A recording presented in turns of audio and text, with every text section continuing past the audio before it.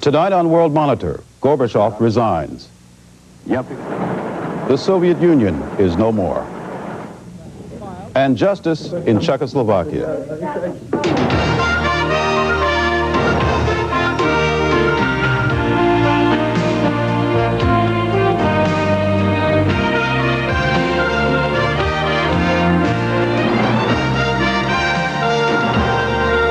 From bureaus around the globe, this is World Monitor, a television presentation of the Christian Science Monitor.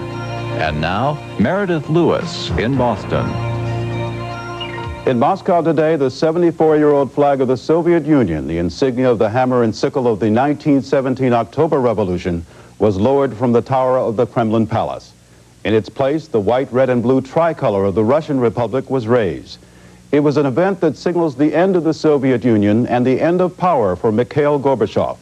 Mr. Gorbachev officially resigned today as a president without a country. World Monitor's Simon Marks reports. Дорогие соотечественники.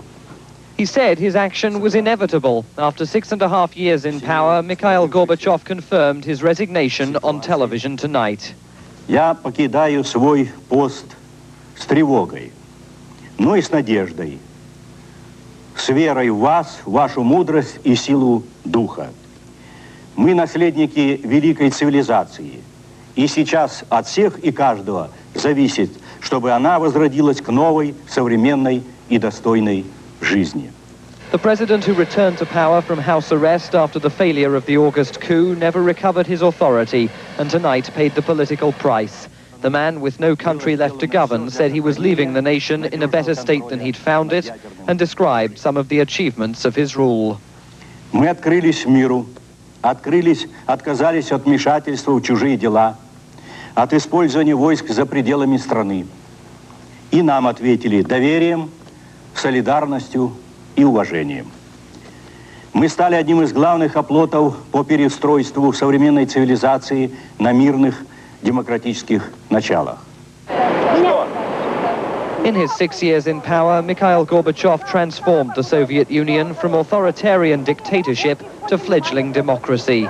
He met with US presidents and slashed the Soviet nuclear arsenal. He allowed the Berlin Wall to fall and presided over the end of the Cold War and the start of warmer relations with the West. Sergei Stankevich is one of those who now assumes the mantle of power. A senior advisor to President Yeltsin, he's one of the younger generation of politicians taking over here. Though often opposing Gorbachev during the past 12 months, he says without the policies of glasnost and perestroika, he wouldn't have been able to express his political voice at all. He gave us a chance.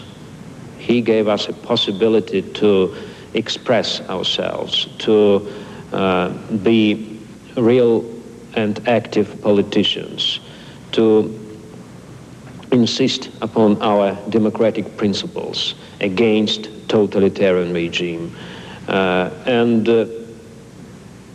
I'm absolutely sure that without Gorbachev, our communist totalitarian dictatorship can persist for 10 or 15 years more. And our life maybe can be lost. Пост президента не предусмотрен. Today, Gorbachev's oldest foe, President Boris Yeltsin, told the Russian parliament that it was time to end the tradition of disgracing former leaders. He said even after tonight's resignation, Mikhail Gorbachev would continue to contribute to the political life of the nation. Some Russian politicians believe that Gorbachev's contributions won't have the impact they used to. Each politician has quite a short period of time for his most effective activity.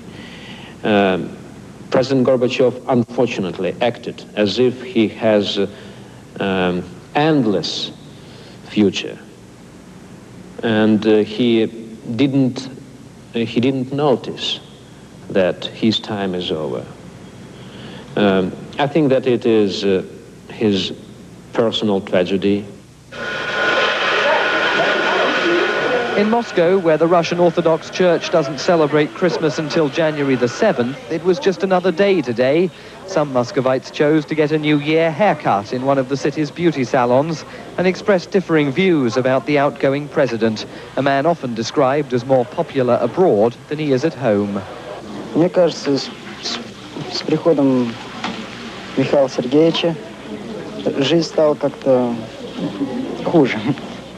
Ну, если дальше дела пойдут хуже, то о нем будут вспоминать хорошо.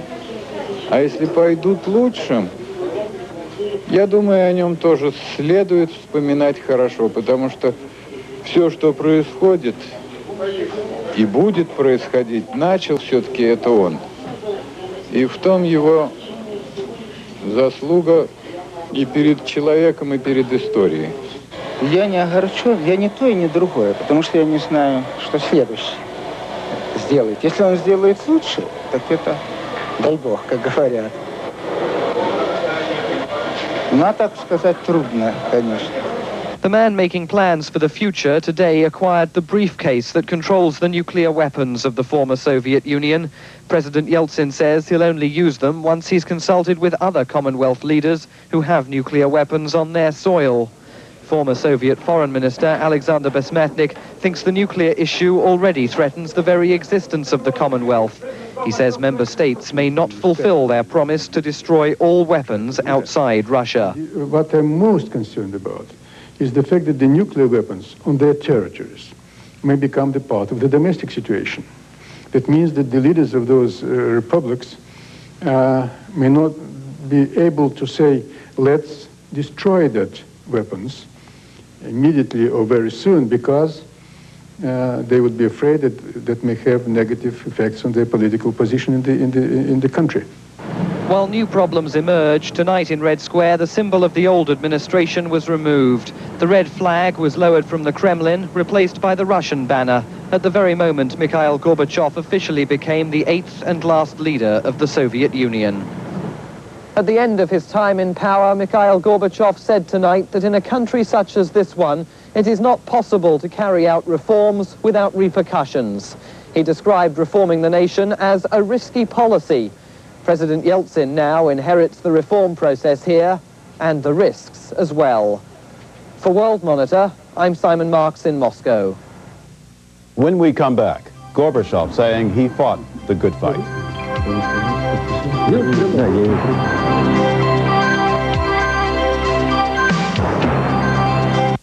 Wings Marathon, all New Year's Day beginning at 10 Eastern.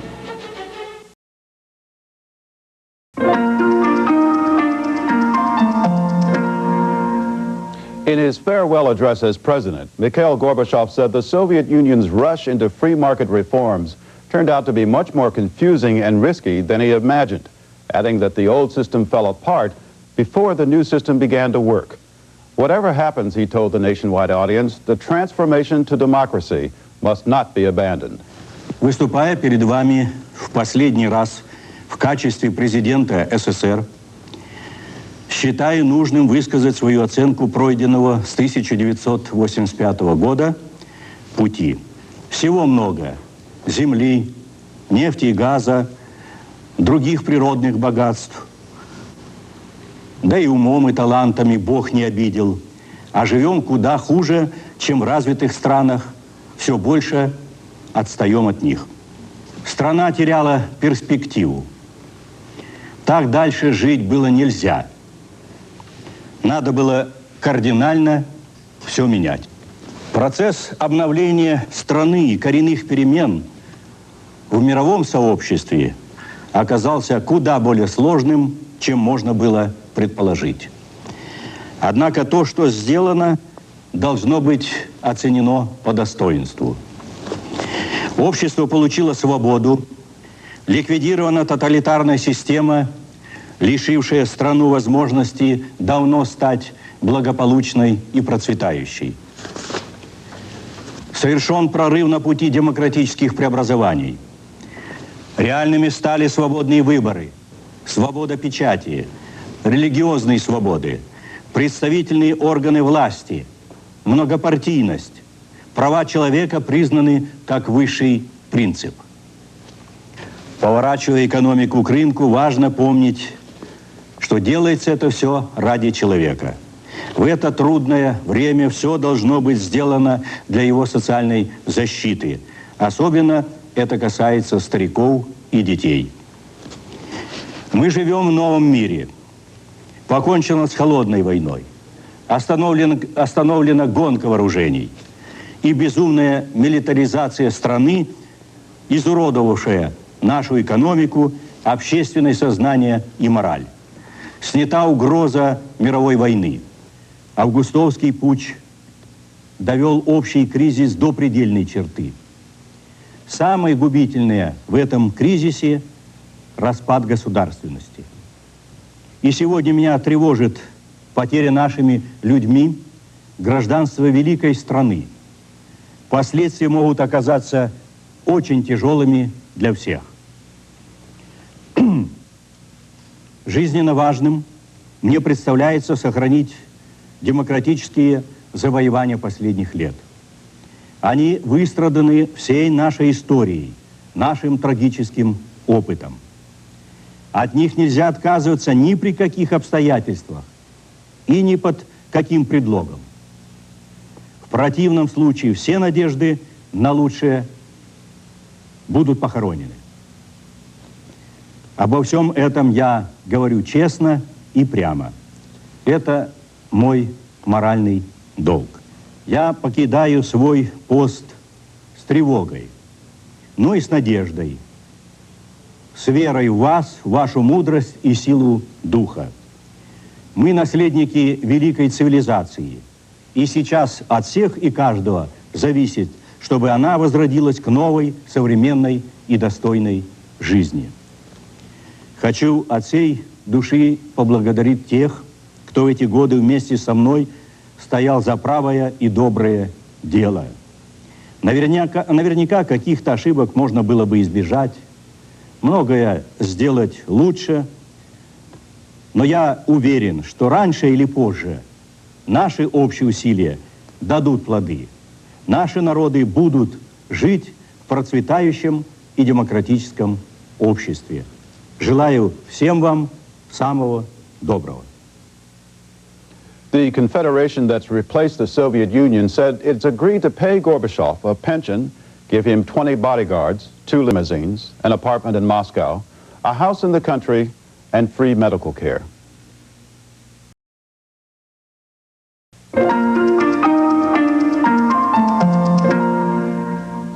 Before Gorbachev announced his resignation, he telephoned President Bush to talk about the change in the nuclear military command, and the White House said President Bush praised Gorbachev for what he called Gorbachev's leadership and courage. Later, the president went on television with a tribute to the former Soviet leader. I'd like to express on behalf of the American people my gratitude to Mikhail Gorbachev for years of sustained commitment to world peace and for his intellect, vision, and courage. I spoke with Mikhail Gorbachev this morning. We reviewed the many accomplishments of the past few years and spoke of hope for the future. Mikhail Gorbachev's revolutionary policies transformed the Soviet Union. His policies permitted the peoples of Russia and the other republics to cast aside decades of oppression and establish the foundations of freedom. The United States recognizes and welcomes the emergence of a free, independent, and democratic Russia led by its courageous president, Boris Yeltsin. Our embassy in Moscow will remain there as our embassy to Russia. We will support Russia's assumption of the USSR's seat as a permanent member of the United Nations Security Council. I look forward to working closely with President Yeltsin in support of his efforts to bring democratic and market reform to Russia. Second, the United States also recognizes the independence of Ukraine, Armenia, Kazakhstan, Belarus, and Kyrgyzstan, all states that have made specific commitments to us. When we come back, cleansing the past in Czechoslovakia.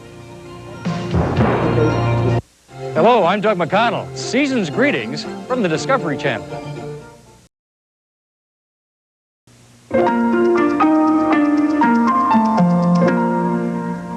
With Gorbachev out of power, Boris Yeltsin said he's received secret documents that detail crimes going back to Stalin's regime.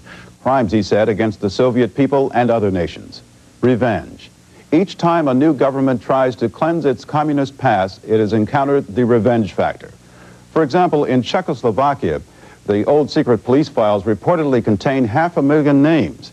Looking through them today, it seems to make little difference to investigators whether these are the names of collaborators or people the secret police were watching. What troubles human rights activists is that the Czechoslovak government is using secret police files as proof of guilt in its hunt for collaborators. A case in point from Don McNeil in Prague, the case of Jan Kavan, a longtime voice of Czech dissidents, now accused of collaborating against them. The Prague Castle, ominous symbol of power, looms ghostly over the city of Franz Kafka, the renowned Czech writer of tales of bureaucratic terror. Tales of haunted men who are victims of laws nobody can explain, victims of prosecutors who remain faceless. In the castle's shadow these days, there are heard once again harsh voices raised in accusation. The sounds echo throughout the corridors of the Czech parliament. Allegations of collaboration with the communists, public denunciations, cries of Stalinist witch hunt and kangaroo court. Fingers of suspicion are pointed at fellow members, and none more famous for the Western media than the former dissident Jan Kavan. This whole procedure has very little to do with justice. It does not involve forced confession. I have not confessed, and I have nothing to confess, and nobody is in fact forcing me to confess. But they're treating me as guilty. There is this very clear presumption of guilt, and the burden of proof is on me. These secret police files are known as the Register, and in them was found a file on Kavan, who spent 20 years in London running an underground information network to dissidents in Czechoslovakia. The process of seeking out suspected collaborators is called lustracja, or illumination. In reality, it is a dark process. When called before a secret parliamentary commission which controls the Register, the accused is said to have been positively lustrated or tested, as if he had a disease. Then he's expected to resign quietly if he holds a position in public life. Kavan didn't resign, and now he faces a public trial before the media, trying to prove his innocence. He uses his Western contacts to publicize his case, and he's also going to court. But he's only been able to see a small amount of his lustracja file. This is a strange combination of Kafka and Orwell. They showed me it was about 40 to 50 pages, which they claimed were sort of summaries, or the most important part of the file. And I was allowed to make some notes from these pages and asked to respond to it. I began to respond point by point and gave them names of people they should call as witnesses. And I was stopped after about 5 minutes that they're not interested in the nitty-gritty of this evidence because they're not a court and they are not there to establish the degree of guilt. They simply want to know from me, how come that I have a file? The fact that I have a file there is very, very suspicious, bordering on conviction of guilt. The Lustracja Commission proved to be more open to World Monitor than to Mr. Kavan. Members brought in a box containing Kavan's file and freely showed it before the camera. Not only that, Stanislav Devati, himself a former dissident who was imprisoned and tortured by the secret police, told another side of the story of Cato, Jan Kavan's police code name. Tady jsou třeba dva doklady, kdy pan Kavan převzal určité částky v librách od svého řídícího orgána a potvrzené přímo vlastním podpisem.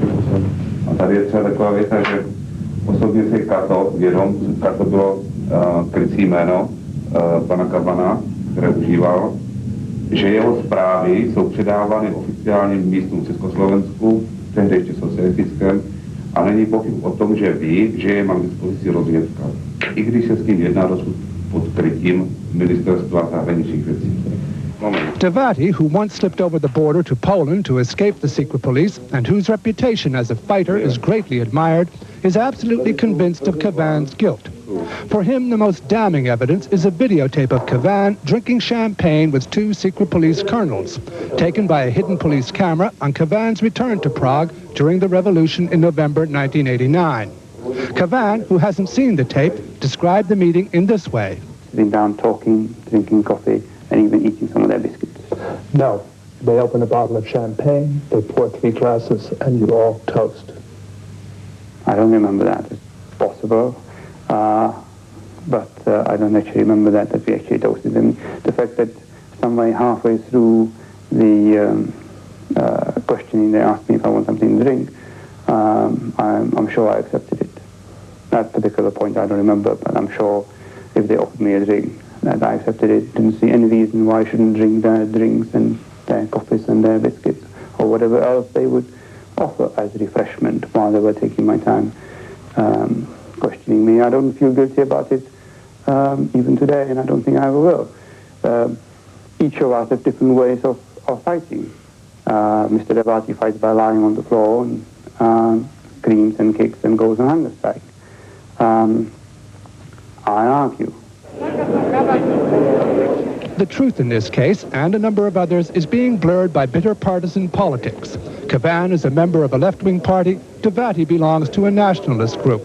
And President Václav Havel, the one man whose enormous moral authority could persuade Czechs to put the past behind them, has chosen, for unknown reasons, say his friends, to stay silent on the issue. What is sad in our case is that we have 40 years of communism behind, 40 years of secret police, writing files, hunting for people. And finally, when we got rid of secret police and communism, we used secret police files to give us the judgments on people and to draw our future. And I think it's a bit ridiculous. The silence from the castle where Havel reigns has left the people here with a paradox. Those who may have collaborated are being hunted, while those who ran the brutal police state are not being punished. For World Monitor, I'm Don McNeil in Prague. That's all for tonight on World Monitor. I'm Meredith Lewis in Boston. For all of us at World Monitor everywhere, happy holidays.